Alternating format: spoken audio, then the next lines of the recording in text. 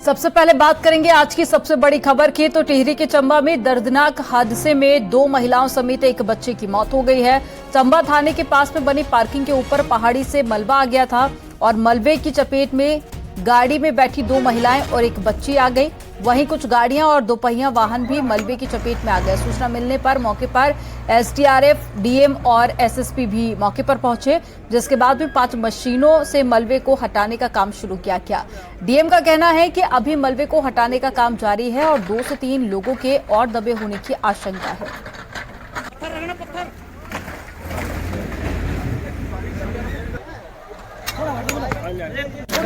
3 bodies recover करी है और उसमें 2 महिलाएं हैं, एक बच्चा है। इसके अतिरिक्त अभी भी सर्च अभियान हमारा जारी है। पूरा मलबा हटाएंगे तब तक हमारी मशीन्स काम कर रही हैं। 6 जेसीबी लगी है यहाँ पर और भी मशीन्स हमने बुला ली है यहाँ पर। और आसपास जो घर अभी भी संवेदनशील एरिया में आ रखे हैं उनको भी हमने खाली कराया है, उनको भी सुरक्षित स्थान पर भेजेंगे।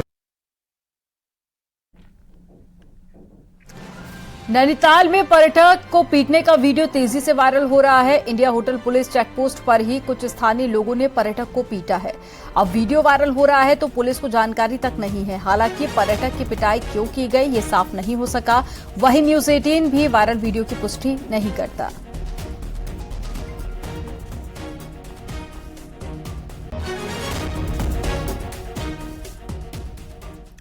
उत्तरकाशी में गंगोत्री हाईवे पर गंगनानी के पास हादसे की जांच के आदेश दिए गए। डीएम ने हादसे की मजिस्ट्रियल जांच के आदेश दिए हैं। भटवाड़ी एसडीएम को जांच की जिम्मेदारी सौंपी गई है और बीते रोज गुजरात की यात्रियों से भरी बस खाई में गिर गई थी, जिसमें 7 यात्रियों की मौत हो गई थी, जबकि 28 यात्री घायल हो गए थे। वहीं ड्राइवर पर मामला दर्ज किया गया। पुलिस के मुताबिक प्रारंभिक जांच में पता चला है कि ड्राइवर तेजी और लापरवाही से बस चला रहा था। निकालो निकालो निकालो, शाबाश, निकल गया। शाबाश शाबाश शाबाश शाबाश, धीरे धीरे धीरे धीरे धीरे धीरे। मजिस्ट्रेट जांच भी इसमें कल ही एक आदेश किए गए हैं, जिसके तहत उप जिलाधिकारी भटवाड़ी को निर्देशित किया गया है कि वे इस घटना की मजिस्ट्रेट जांच करें और घटना के क्या कारण रहे हैं उनका पता लगाएं और जो लोग इसमें प्रभावित हुए हैं उनका भी विधिवत रूप से लेखा जोखा लेके 7 बिंदुओं पर जाँच की जाएगी। रुड़की की मंगलोर कोतवाली इलाके में एक स्कूटी सवार ने कार सवारों पर जमकर फायरिंग कर दी, जिसमें एक शख्स गंभीर रूप से घायल हो गया, जिसे प्राथमिक उपचार के बाद में हार्ट सेंटर रेफर किया गया। वहीं पुलिस का कहना है कि पीड़ित पक्ष की तहरीर के आधार पर मामला दर्ज किया गया है और जांच पड़ताल शुरू कर दी गई है। बताया जा रहा है कि स्कूटी सवार शख्स का कार सवारों के साथ में मामूली बात को लेकर कहासुनी हो गई थी, विवाद हो गया था और इसी बीच स्कूटी सवार ने ताबड़तोड़ फायरिंग करना शुरू कर दिया।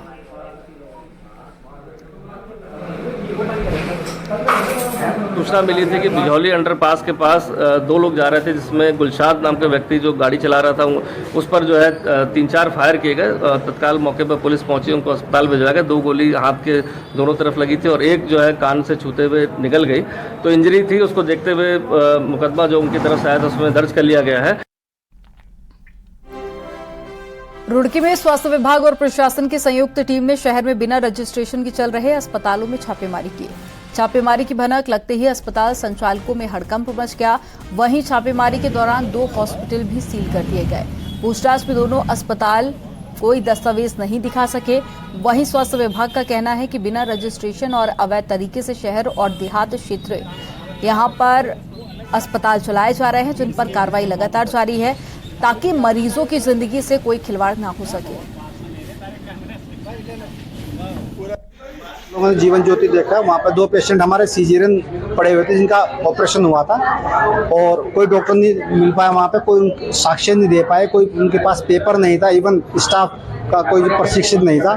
तो उस एक पेशेंट को हम लोगों ने एडमिट करा दिया सिविल हॉस्पिटल में और एक पेशेंट चला गया घर पे अपने, वो बिल्कुल ठीक था। कॉर्बेट पार्क में निर्माण और 6000 पेड़ों के कटान पर उस समय के तत्कालीन वन मंत्री हरक सिंह रावत समेत कई बड़े अधिकारियों की मुश्किलें बढ़ सकती हैं। कोर्ट ने मामले को गंभीरता से लेते हुए सरकार को कहा है कि क्यों इस मामले की सीबीआई जांच नहीं हो सकती है, क्यों ना इस मामले की सीबीआई जांच को रेफर कर दिया जाए। और इसी साल हाईकोर्ट ने 6 जनवरी को मुख्य सचिव से रिपोर्ट भी मांगी थी, जिसमें कई अधिकारियों के नाम नहीं थे। तो वन मंत्री का भी नाम इसमें नहीं था, जबकि उस समय हरक सिंह रावत वन मंत्री थे। कोर्ट ने सरकार से पूछा है कि जब रिपोर्ट में वन मंत्री हरक सिंह रावत का नाम था और उच्च अधिकारियों के नाम थे तो उन पर क्यों कार्रवाई नहीं की गई। मामले में 1 सितंबर को सुनवाई होगी। कुछ रिपोर्ट में आया हुआ है कि शासन स्तर से भी बहुत गंभीर लैप्सेस हुए हैं, तो क्यों नहीं इस मामले को सीबीआई को भेजा जाए। ऐसा माननीय उच्च न्यायालय ने एक विचारण के लिए बिंदु निश्चित किया है और सरकार से पूछा है कि क्यों नहीं कॉर्बेट की पूरी इंक्वायरी और कौन दोषी है ये सारा सीबीआई को रेफर कर दिया जाए।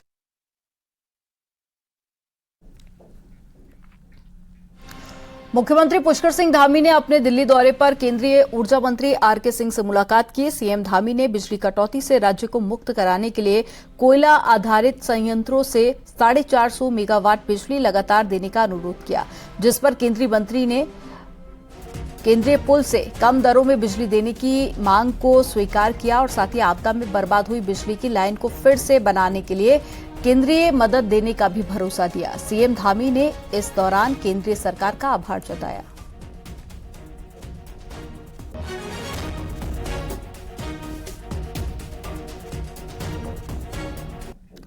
पूर्व मुख्यमंत्री और कांग्रेस के सीनियर नेता हरीश रावत ने बड़ा बयान दिया और सक्रिय राजनीति से दूर होने का संकेत दिया।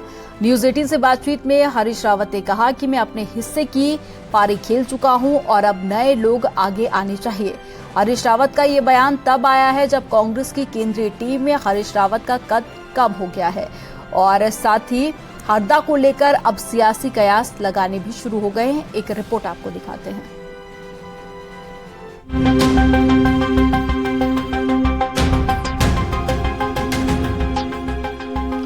विधायक, सांसद, केंद्रीय मंत्री, मुख्यमंत्री, प्रभारी, महासचिव और Congress working committee member.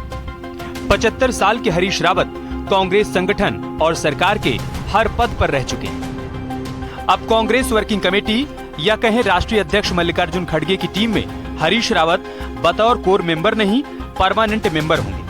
Congress में सब बड़े फैसले वर्किंग कमेटी के कोर मेंबर ही लेते हैं। ऐसे में इस बार हरीश रावत की पोजीशन पार्टी में मार्गदर्शक की ज्यादा नजर आती है। अब सवाल है कि फिलहाल संगठन में कोई बड़ा काम नहीं संभाल रहे हरीश रावत को क्या काम सौंपा जाएगा।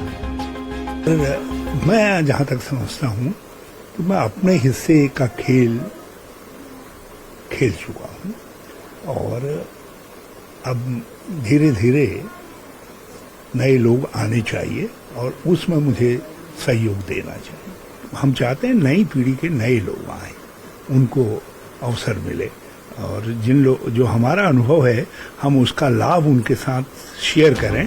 पूर्व सीएम हरीश रावत करीब 50 साल की राजनीति कर चुके हैं और पार्टी अब नए चेहरों को ही चांस दे रही है। ये हरीश रावत भी मानते हैं। इसी कड़ी में 56 साल के गणेश गोदियाल वर्किंग कमेटी में विशेष आमंत्रित सदस्य बने, तो 64 साल के प्रीतम सिंह को छत्तीसगढ़ चुनाव में सीनियर ऑब्जर्वर बनाया गया है।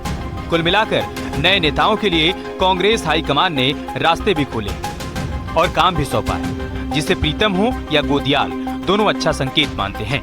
निश्चित रूप में निरंतर सीखने की प्रक्रिया को राजनीति कहते हैं। ये निरंतर सीखने की प्रक्रिया है और जो भी मैं पार्टी के लिए कर पाऊंगा, समाज के लिए जो भी कर पाऊंगा, उत्तराखंड के लिए और देश के लिए जो भी मैं सकारात्मक रूप में कर सकता हूं, मैं उसे करने की पूरी कोशिश करूंगा। गणेश गोदियाल जी, हरीश रावत जी CWC में है और मैं समझता हूं कि CWC में जो है उत्तराखंड की आवाज मजबूती के साथ उठेगी और जो आगे भविष्य में चुनौतियां होंगी, चाहे लोकसभा का चुनाव हो चाहे विधानसभा का चुनाव हो, उसको हम जीतने का काम करेंगे। राजनीति में उम्र और अनुभव के साथ असल संघर्ष पद और कद के लिए होता है।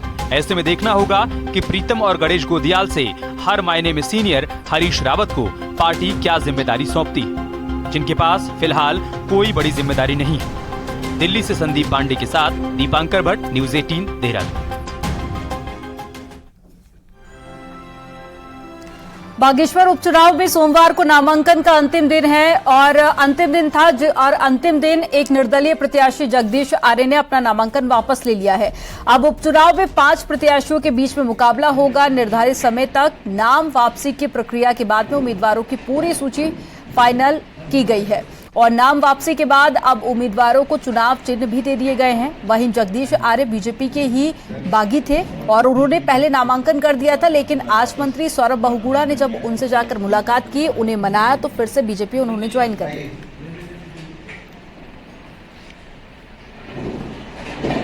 आज देखा जैसे कि हमारे पार्टी के हमारे बहुत पुराने साथी जो थोड़ा नाराजगी के कारण इन्होंने नॉमिनेशन कर दिया था अपना, आज जगदीश चंद्र जी ने भी अपना नॉमिनेशन वापस लेके और बागेश्वर के विकास के लिए आज पार्टी को वापस समर्थन दिया है। मैं उनका बहुत बहुत धन्यवाद करता हूँ।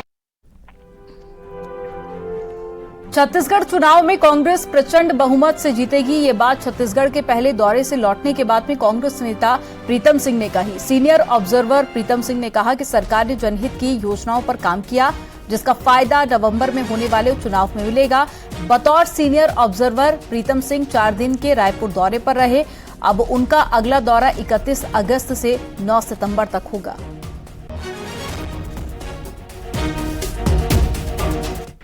और खास तौर से किसानों के परिप्रेक्ष्य में जो ऐतिहासिक कार्य जो है छत्तीसगढ़ सरकार ने किया है, वो पूरे देश के अंदर नहीं हुआ। छत्तीसगढ़ मॉडल आज देश की आवाज बन चुकी है और मैं समझता हूं कि प्रचंड बहुमत के साथ कांग्रेस वहां सरकार बनाएगी।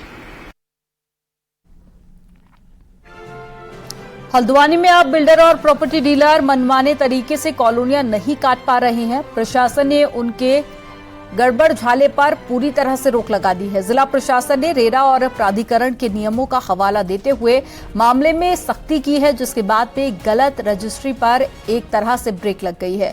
प्रॉपर्टी डीलर लगातार प्रशासन के खिलाफ में प्रदर्शन भी कर रहे हैं, लेकिन इस बीच प्रशासन ने 25 अगस्त को एक ऐसी बैठक बुलाई है जो स्थिति स्पष्ट करेगी। चौड़ाई 30 फीट तो भूमि विवाद न हो, नियोजित विकास हो, ड्रेन सही हो, सड़क सही हो, बिजली पानी की व्यवस्थाएं सही हो, लोगों के जमीन सुरक्षित हो, इन सब चीज़ों को ध्यान में रखने पर जब बात सामने आती है तो ये व्यवस्था है कि रेरा मानकों को ध्यान रखते हुए, प्राधिकरण के मानकों को ध्यान रखते हुए नियोजित कॉलोनी की मांझी स्वीकृत कराएं और बेचें। देहरादून के कालसी में पीएमजीएसवाई विभाग का परिसर खनन माफियाओं का अड्डा बन गया है। पचवादून क्षेत्र में खनन माफिया पट्टे और नदियों से खनन बंद होने के बावजूद भी चोरी छिपे लगातार खनन कर रहे हैं और खनन माफियाओं ने पीएमजीएसवाई विभाग कालसी के परिसर को अपना भंडारण का अड्डा बना लिया है। रात भर डंपर ट्रैक्टर से पूरे परिसर को खुर्द-बुर्द कर दिया गया है और लोगों को दफ्तर के अंदर जाने में परेशानी तक हो रही है, लेकिन विभाग के कर्मचारी चुप हैं। जब न्यूज 18 की टीम मौके पर पहुंची तो एग्जीक्यूटिव इंजीनियर नदारत नजर आए। वहीं एसडीएम कालसी से मामले को लेकर जानना चाहा तो उन्होंने बताया कि हम आपके ही माध्यम से जानकारी प्राप्त की है और हमें इससे पहले जानकारी नहीं थी और कैमरे पर कुछ भी बोलने से बचते नजर आए और कैमरे पर बोलने से इनकार कर दिया।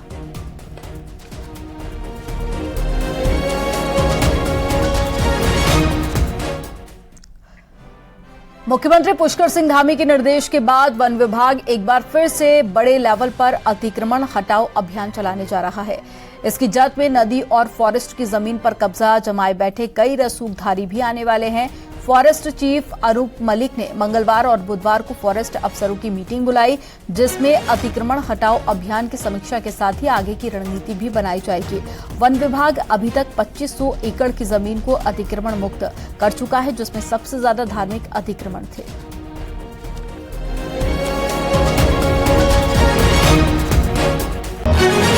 की कार्रवाई हटाने की गतिविधि है। ये मुख्य रूप से भारतीय वन अधिनियम के अंतर्गत जो प्रावधान है उसके अंतर्गत की जाती है। एक विधिक प्रक्रिया है, तो उसका पालन करते हुए जो है हम लोग अतिक्रमण हटाने की कार्रवाई कर रहे हैं।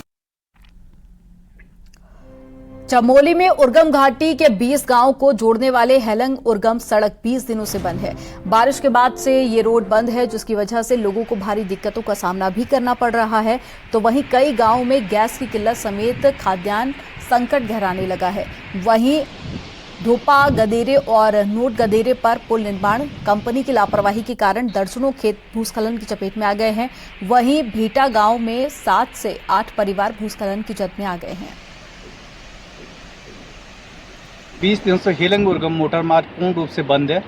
मोटर मार्ग बंद होने से जहां पंचम केदार कल्पेश्वर महादेव एवं ध्यान बद्री को जाने वाले पर्यटकों को भारी मुश्किलों का सामना करना पड़ रहा है। इसके अलावा ग्रामीणों को भी बड़ी मुश्किलों का सामना करना पड़ रहा है।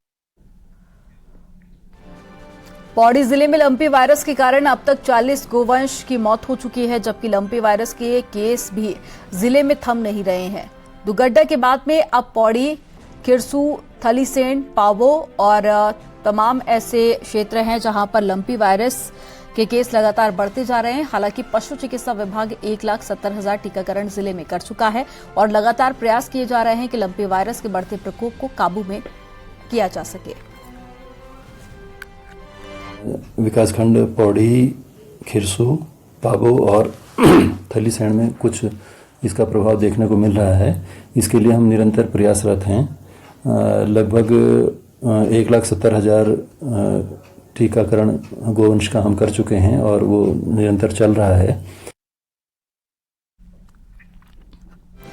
उत्तरकाशी के कई गांवों में नागपंचमी पर्व धूमधाम से मनाई गई और भटवाड़ी के बारसू गांव में सोमवार को श्रावण मास की शुक्ल पक्ष की पंचमी को बासुकी नाग देवता के स्थान में नाग पंचमी का उत्सव मनाया गया। इस दौरान ग्रामपाला से भगवान समेश्वर देवता, सर्पनाथ देवता और नारायण देवता, इसके अलावा नरसिंह देवता और साथ ही राजा देवता ने नाग पंचमी महोत्सव में बासुकी नाग देवता का दुग्ध अभिषेक कर इस दिव्य दिवस को विशेष बनाया। भगवान बासुकी देवता के सानिध्य में आयोजित महोत्सव में ग्रामीणों और अतिथियों ने बासुकी नाग महाराज के दर्शन कर आशीर्वाद ग्रहण किया और इस दौरान ग्रामीणों ने देव डोलियों के साथ में पारंपरिक रासो नृत्य भी किया। नाग पंचमी मनाया गया। हालांकि समेश्वर देवता आज के मुख्य अतिथि थे और भगवान नाग देवता, राजा देवता, तमाम देवताओं की पूजा अर्चना हुई।